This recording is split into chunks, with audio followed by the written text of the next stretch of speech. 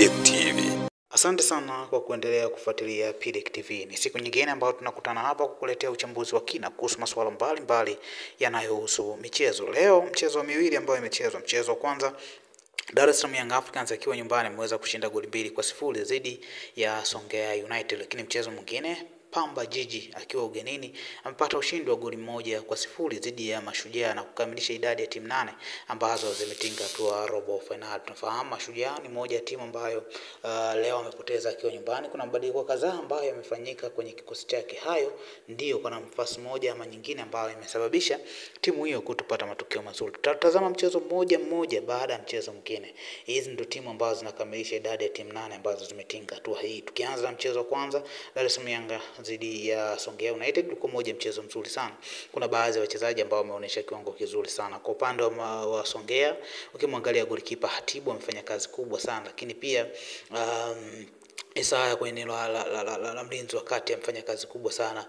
Cyprian Kipenye kwenye eneo la kushambulia amefanya kazi kubwa sana, lakini Mtupuka mmoja wa washambuliaji wengine ambao amefanya kazi kubwa sana, bila kusahau Daudi Chiwalanga, mmoja ya vijana wadogo ambao wamekuwa na mwendelezo mzuri sana akiwa kwenye kikosi cha Songea United. Lakini kwa upande wa Yanga kuna baadhi ya wachezaji ambao wamecheza vizuri. Pacome Zouzoua leo ameibuka kuwa mchezaji bora wa mechi ambaye amefanya kazi kubwa sana, akihusika pia kwenye magoli yote mawili.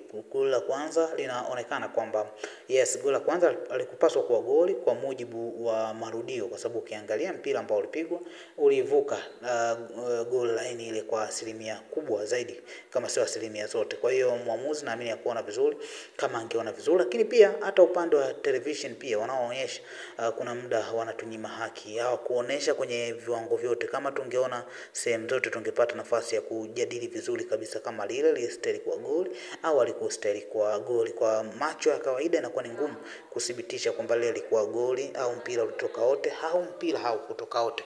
Lakini hilo ndo goli la kwanza ambalo limefungwa na Duke Abuya. Golikipa alifanya kazi kubwa sana, mpira ulipigwa cross, beki akaokoa, lakini Duke Abuya akaweza kumalizia. Goli la pili Yanga limefungwa na Jonathan Ikangalombo, yeye akimalizia pasi nzuri ya Pacome Zouzoua ambaye alitambuka vizuri sana, akapiga pasi katikati ya beki na golikipa, na baadaye Jonathan Ikangalombo ameweza kufunga na amefungua akaunti yake ya kwanza ya magoli. Goli lake la kwanza kwenye mashindano rasmi ya Dar es Salaam Young Africans ndio ile ambalo amefunga leo. Goli la kwanza alifunga kwenye mchezo ambao haukuwa wa kimashindano, mchezo dhidi ya Singida Black Stars. Kweli alifanikiwa kufunga goli moja, lakini halikuwa goli la kimashindano. Goli la leo linaweza likampa confidence Jonathan Ikangalombo, kwa sababu ukiangalia mchezo wake wa pili kwanza kwenye mashindano yote na amefunga magoli mawili, licha kuwa ule mchezo wa kwanza ulikuwa wa kirafiki na huu ndo mchezo rasmi. Kwa hiyo kama mchezaji inampa confidence. Inaonekana ni mchezaji ambaye ana mikimbio sahihi, isipokuwa kuna baadhi ya vitu bado vizito kwenye mguu wake. Kuna muda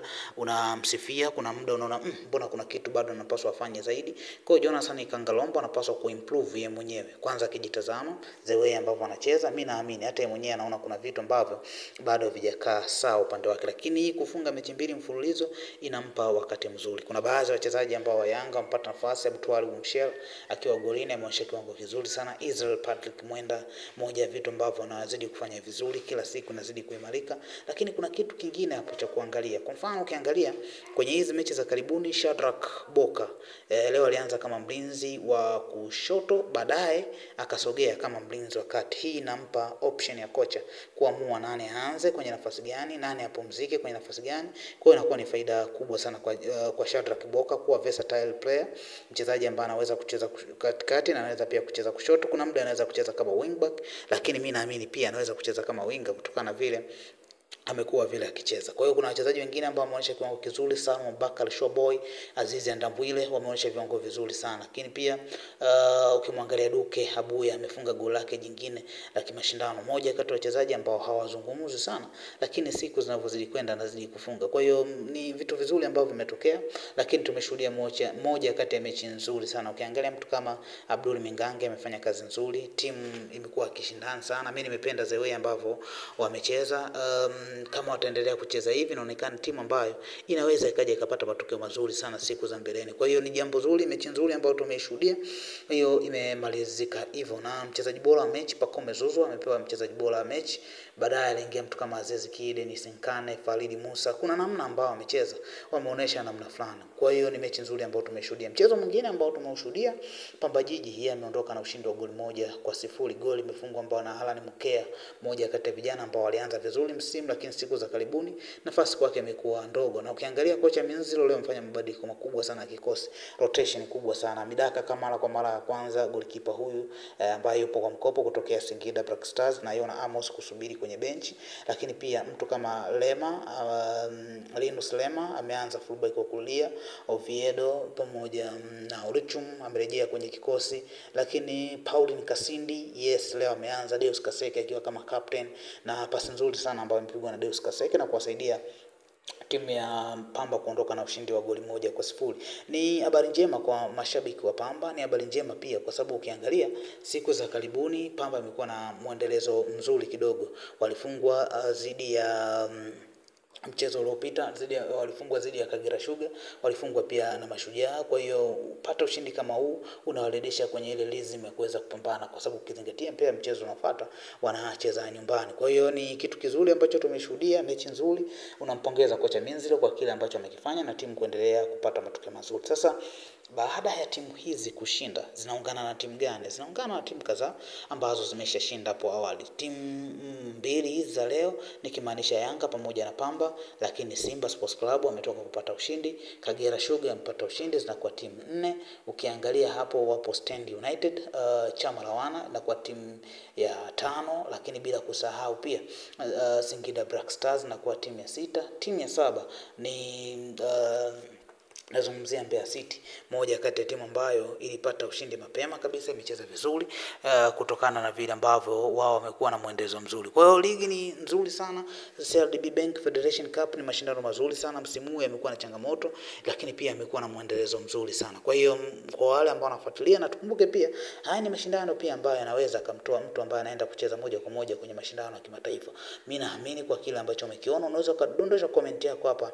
Jonathan Ikangalombo unampa nafasi gani? Lakini kwa mwenendo huu wa Pamba, mechi inayofuata ya Yanga wanaenda kucheza dhidi ya Tabora United. Vipi wana Yanga au mashabiki wa mpira, Jonathan Ikangalombo anastahili kwanza kwenye mechi dhidi ya Tabora United? Mimi naamini wewe ndio majibu ambao unayo kutokana na kile kiwango ambacho umeona nacho. Unaweza kutuambia kwamba Jonathan Ikangalombo kwa wewe unavyomuona, yes, ana deserve kucheza kwenye ligi. Lakini pia kuna baadhi ya wachezaji ambao wamepumzika, tunaamini kwamba wakirejea watakuwa na nafasi. Ukiangalia mtu kama Prince Dube, Clement Mzinze ambao walikuwa kwenye majukumu ya timu ya taifa, Mudasiri haya basi, mtu kama Dickson Jobu, Ibrahim Baka, hao ni baadhi ya wachezaji ambao wanaonekana.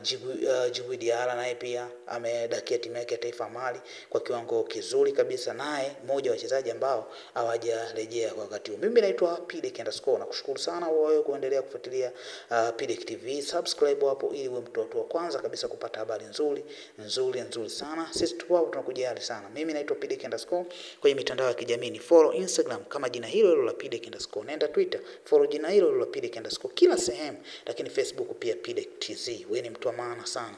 Asante sana. Pidek TV.